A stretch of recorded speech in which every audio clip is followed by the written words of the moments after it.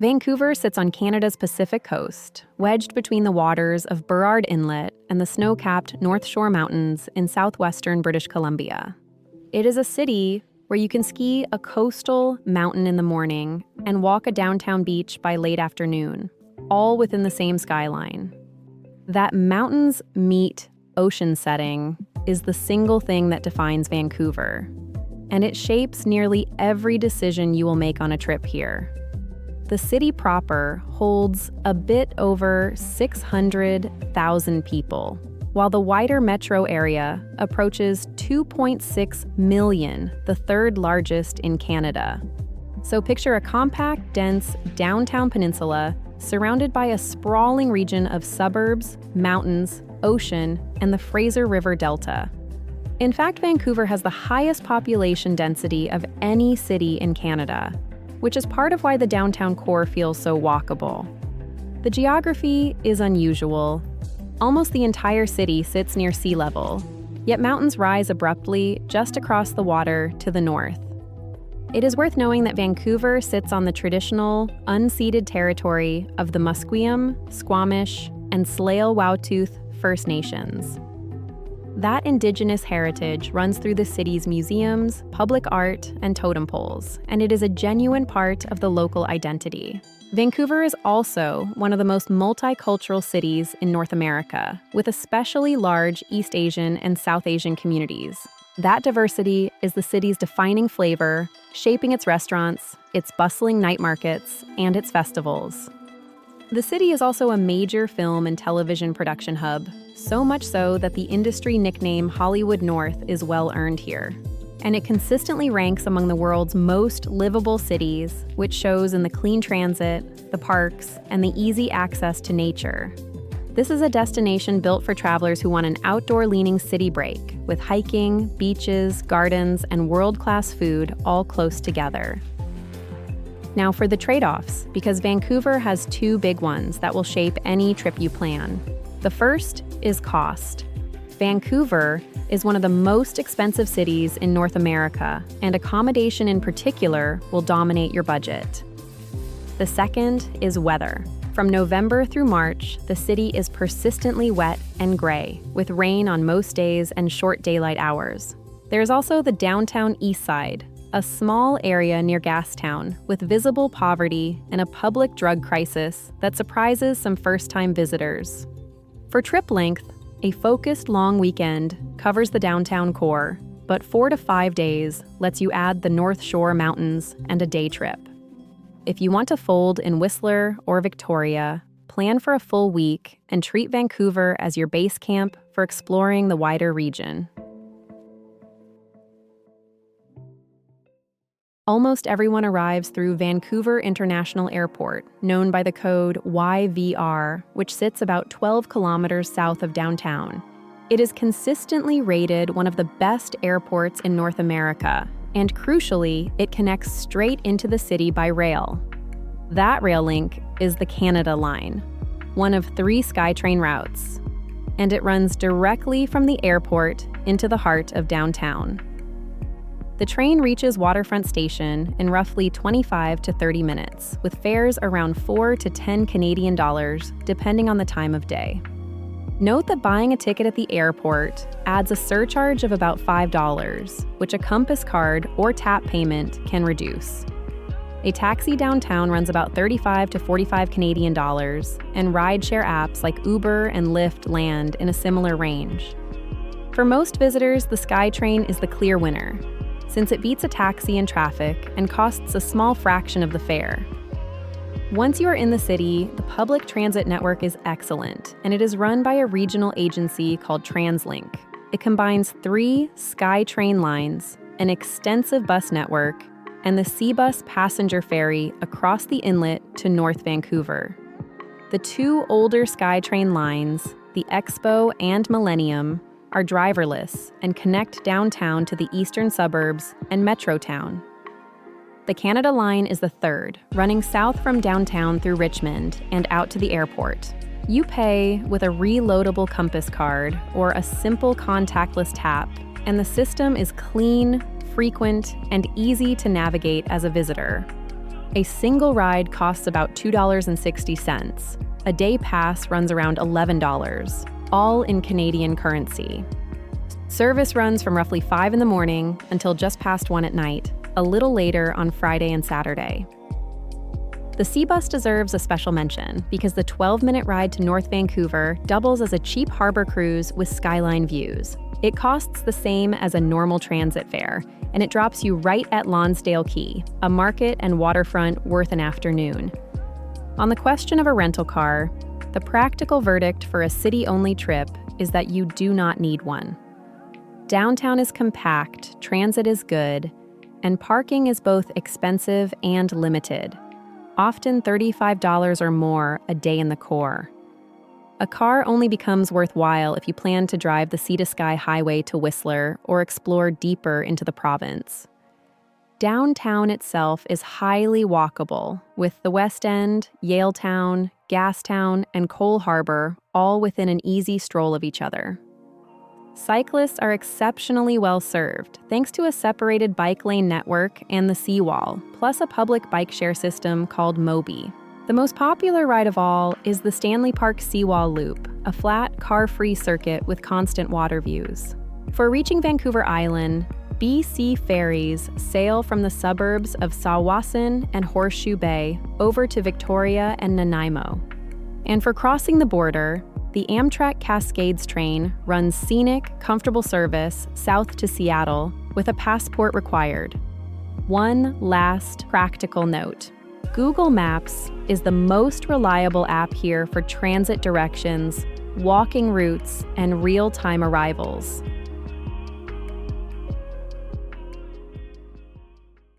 Before the neighborhoods, set your expectations on price because Vancouver hotels are expensive by almost any standard. Entry-level hotels typically start around $250 Canadian dollars a night, which is roughly $180 US.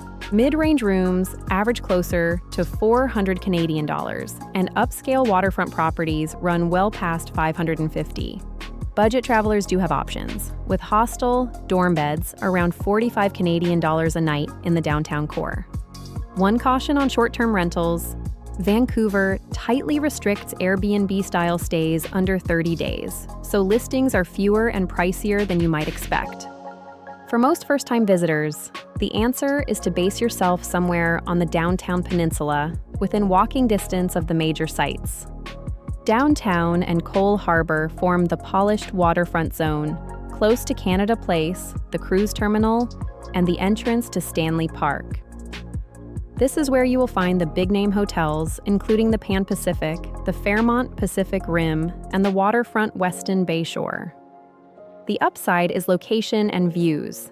The trade-off is that this is the priciest cluster, with rooms commanding a real premium.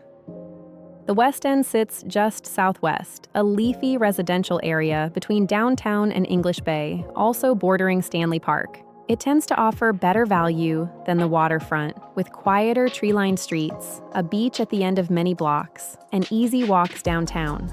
The West End also contains Davie Village, the heart of Vancouver's LGBTQ community, and a lively, welcoming part of the city. Yaletown is the stylish former warehouse district, full of converted brick buildings, waterfront patios, and some of the city's busier restaurants and nightlife. It suits couples and travelers who want dining and bars at their doorstep, though that energy means it is not the quietest base. Gastown is the historic heart, with cobblestone streets, the famous steam clock, and a strong concentration of bars, cafes, and design shops. The one real caution is that Gastown borders the downtown east side, so the atmosphere can shift sharply within a block or two. Across Falls Creek, Kitsilano is the beachy, residential alternative near Granville Island and a short bridge or ferry from downtown. Known locally as Kits, it has a laid-back surf town feel, a popular beach, and a strip of independent shops and brunch spots. It is a strong pick for families and anyone wanting a calmer neighborhood feel with beaches and parks close at hand. A quick word on the suburbs. Richmond near the airport has cheaper hotels and the best Asian food, but it is a transit ride from downtown. For couples, Cole Harbor or Yaletown suit a romantic, walkable trip, while families lean toward Kitsilano or the quieter West End. For most travelers, though, the West End is the sweet spot, balancing price, walkability, and direct access to both downtown and Stanley Park. Vancouver's signature attraction is Stanley Park, a 405-hectare forest on the downtown peninsula, larger than New York's Central Park.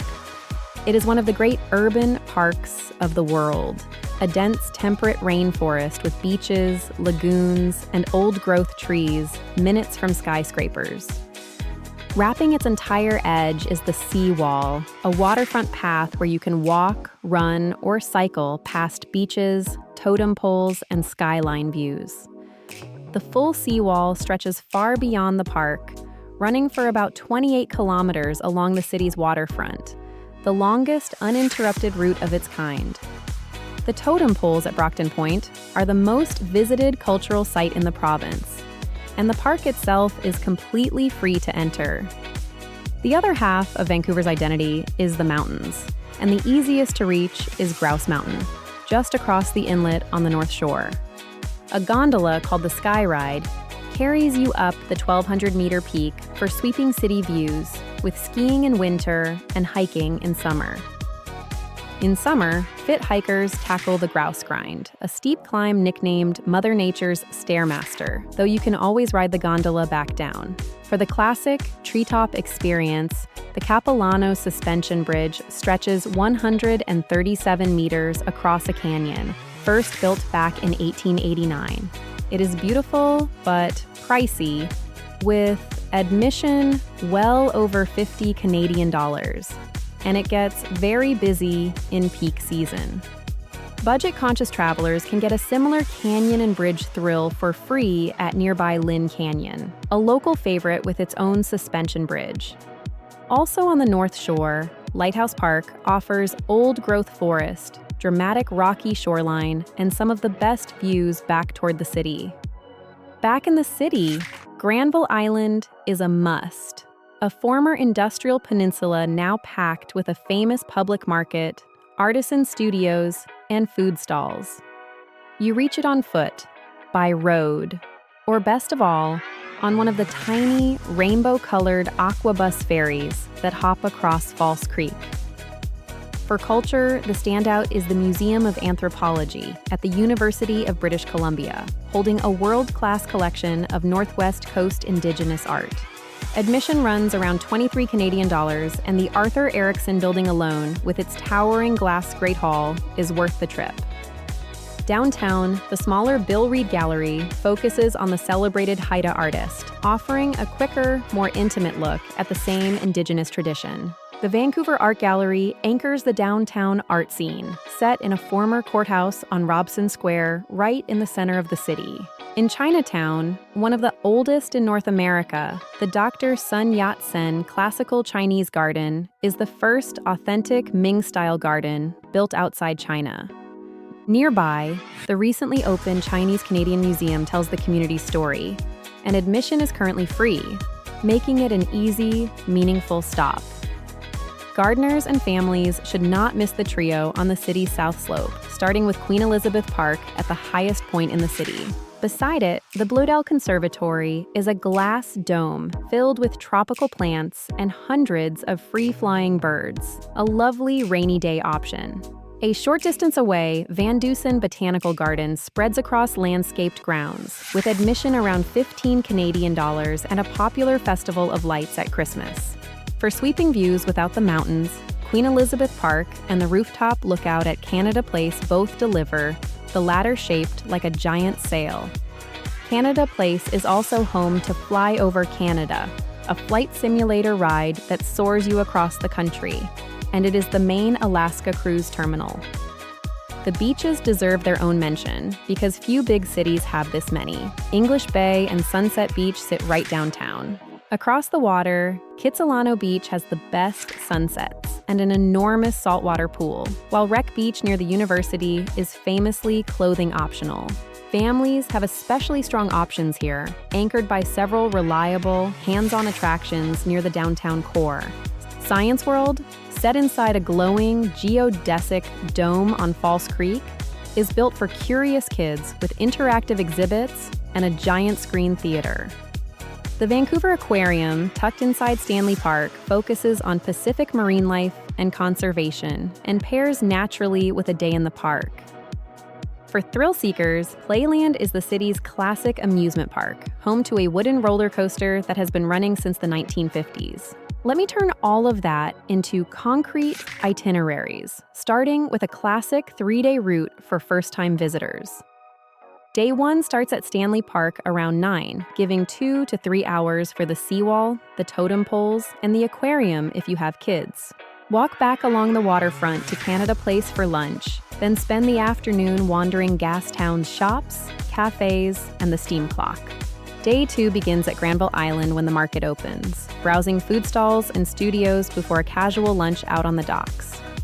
In the afternoon, head to the Museum of Anthropology at the university, then finish with sunset over the water at Kitsilano Beach. Day 3 goes cultural and culinary, with a morning in Chinatown at the Classical Chinese Garden and the Chinese Canadian Museum. Spend that afternoon on the South Slope at Queen Elizabeth Park and the Bloedel Conservatory, then dinner back downtown around Robson Street.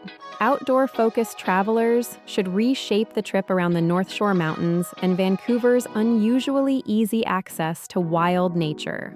Day 1 of the outdoor route goes straight to Grouse Mountain in the morning, allowing a half day for the gondola and the summit trails.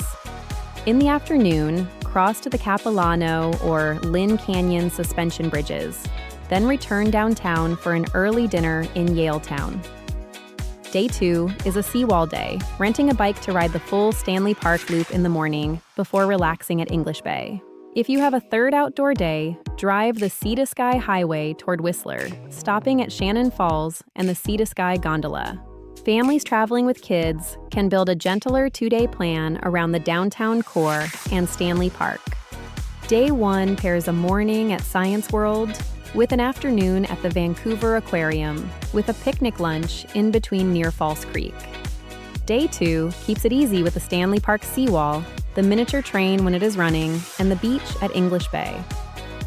If kids want one big thrill day instead, Playland and its surrounding park make a fun, self-contained outing on the city's east side.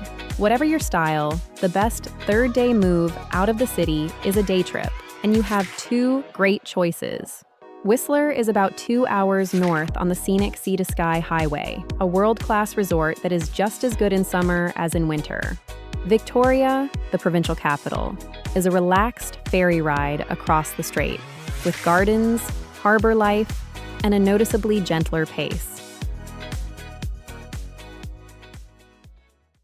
Vancouver's greatest culinary strength is its Asian food, which is widely considered among the best anywhere outside of Asia itself.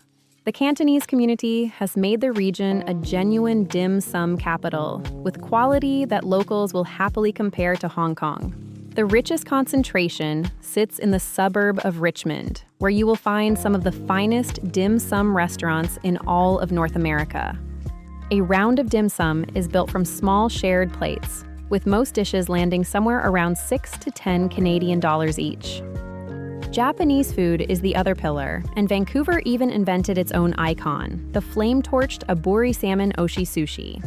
That pressed, lightly seared sushi runs around 22 Canadian dollars at the restaurants that pioneered it, and it has become a true signature dish. The seafood here is exceptional thanks to the cold Pacific waters that surround the city on 3 sides. Look for wild BC salmon, sweet Dungeness crab, and miso-glazed sablefish, a buttery local black cod that defines Pacific Northwest fine dining. If you visit in May or June, the spot prawn season is a local event, with the sweet prawns sold fresh right off the docks at False Creek. A whole Dungeness crab, often cooked Cantonese style with ginger and scallion, can run around 55 Canadian dollars and easily feeds 2. On the street, Vancouver has its own playful classics, led by the Japa Dog, a Japanese-topped hot dog that grew from a cart into a cult sensation. You will also find butter chicken poutine, an Indo-Canadian mashup that swaps the usual gravy for rich, spiced curry sauce. For something sweet, the Nanaimo bar is the quintessential British Columbia treat, a no-bake layered chocolate and custard square found in nearly every cafe. Vancouver also has arguably the best bubble tea scene on the continent, with Taiwanese chains and indie shops spread across the city and Richmond. Beyond Asian food, the city has a serious independent coffee culture and a craft beer scene clustered in East Vancouver and on Granville Island. For where to eat, the densest restaurant zones are downtown around Robson Street, plus Yaletown, Gastown, and historic Chinatown. Commercial Drive, known locally as The Drive, is the spot for Italian heritage and independent cafes with a relaxed bohemian feel. Granville Island's public market is ideal for grazing your way through lunch, from fresh seafood and chowder to bakeries and produce stalls. On price, a casual sit-down meal runs around 18 Canadian dollars, while a mid-range dinner for two lands near 90. At the top end, a multi-course tasting menu at one of the waterfront seafood rooms can run well over $150 per person. Breakfast deserves a special mention because Vancouver has a strong weekend brunch culture, with lines out the door at the most popular spots. Vegetarians and vegans are unusually well served here, with plant-based options on most menus and many dedicated restaurants across the city. One practical tip: many higher-end restaurants run a daily happy hour, a smart way to sample oysters, sushi, or cocktails at a discount. Vancouver is an expensive city, so it helps to plan around 3 clear daily tiers, all in Canadian dollars per person. A budget day lands around 125 Canadian dollars, which is roughly 90 US dollars. That assumes a hostel dorm, casual and street food meals, transit on a day pass, and free attractions like Stanley Park and the beaches. A moderate day runs closer to 200 Canadian dollars, or about 150 US dollars. That covers a mid-range hotel room split between 2 sit-down meals and a paid attraction or 2 each day. A comfortable day sits around 345 Canadian dollars, near 250 US dollars per person. That tier assumes an upscale hotel, fine dining, taxis or rideshare, and tours or premium attractions without much budgeting. The single biggest driver across every tier is accommodation, which is where Vancouver really separates itself from cheaper destinations. Food and transit are more reasonable, and the city's best assets, its parks, beaches, mountains, and seawall, happen to be free or nearly so. To keep costs down, lean on the free nature, ride the sea bus instead of a harbor tour, and use restaurant happy hours for fine dining on the cheap. One thing to plan for is sales tax, which is not included on most posted prices in British Columbia. Expect a 5% federal tax plus a 7% provincial tax added at the register, so about 12% on top of the sticker.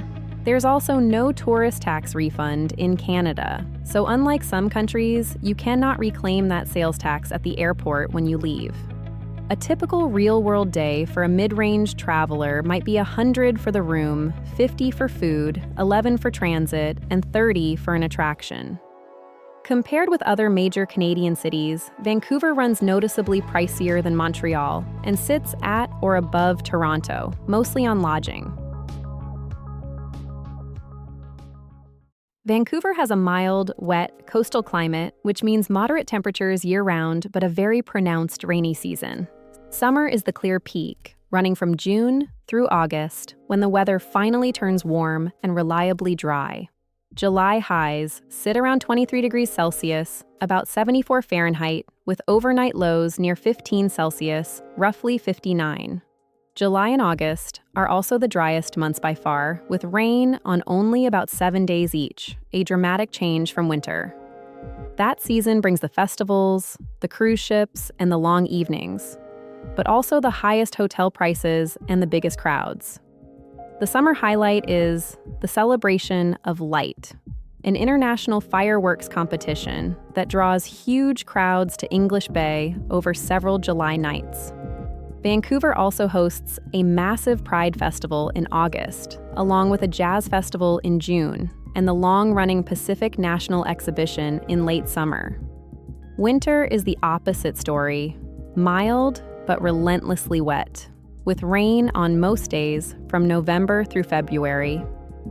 January highs only reach about 6 degrees Celsius, around 43 Fahrenheit, and the city sees rain on roughly 20 days that month. The trade-off is that winter unlocks ski season at Grouse Mountain and nearby Whistler, with hotel rates in the city dropping sharply. The shoulder seasons are where Vancouver really rewards you, in spring from April to May, and again in September and October. Spring is famous for cherry blossoms, which line whole streets in April and even have their own citywide festival.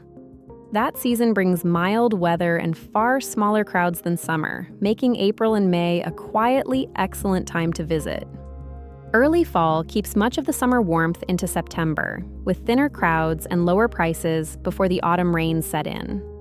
One newer caveat is wildfire smoke, which can drift into the city during late summer and briefly affect air quality. August in particular has seen smoke push air quality down on some days, so it is worth checking conditions if you travel then.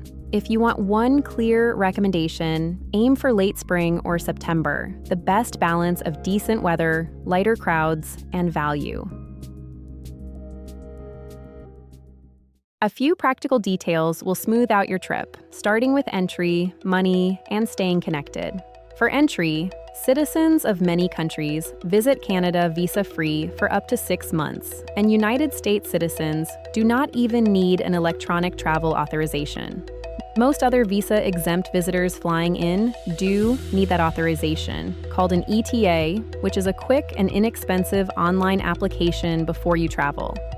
The currency is the Canadian dollar, and Vancouver is overwhelmingly a card city, with contactless tap and mobile wallets accepted almost everywhere.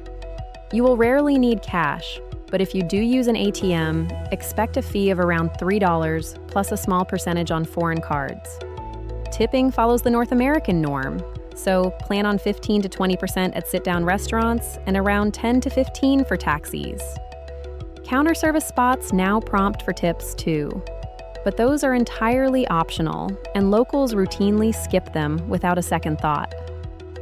Staying connected is easy, with excellent mobile coverage, widespread eSIM support, and no need for a VPN of any kind. A local prepaid SIM from one of the big carriers runs roughly 30 to 50 Canadian dollars for a month of data. The power sockets are the standard North American type, running on 120 volts, so most US travelers need no adapter at all. On safety, Vancouver is one of the safer large cities in North America, with low violent crime and generally relaxed, easygoing streets.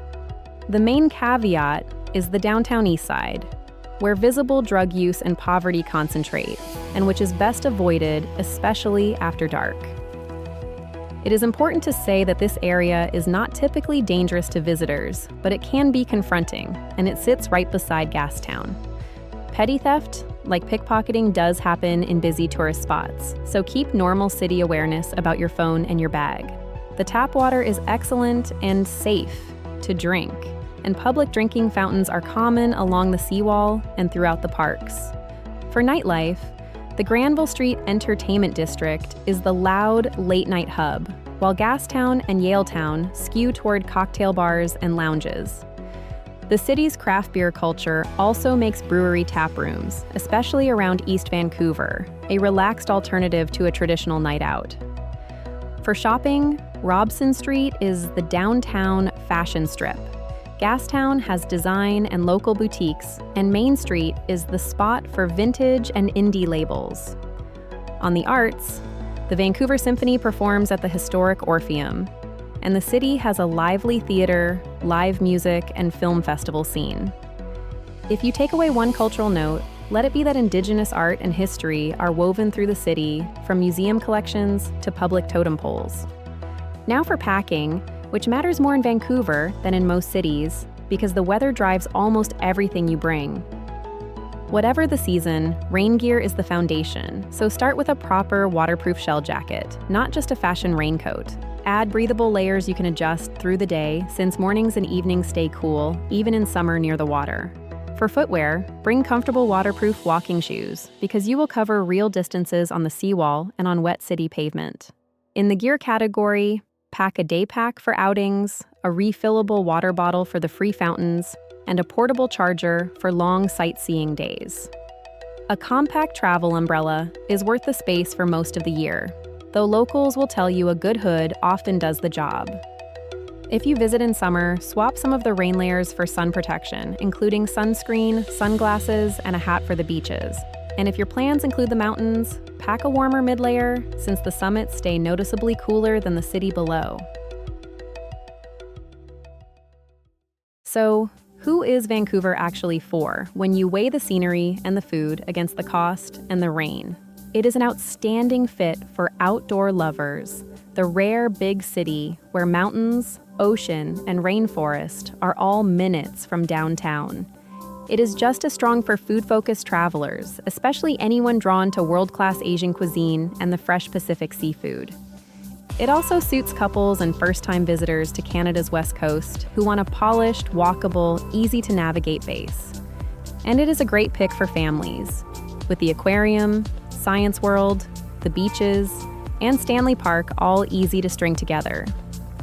Vancouver is a weaker choice for budget backpackers, since the high cost of lodging steadily erodes the value of the trip. It is also not the place for travelers chasing reliable sunshine, given how much of the year leans gray and wet.